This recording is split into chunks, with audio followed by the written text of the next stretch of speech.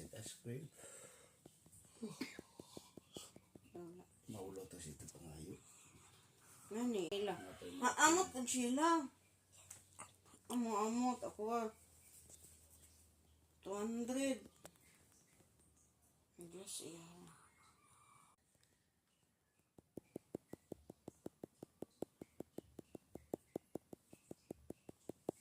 Tapilo dito islang kilo ato.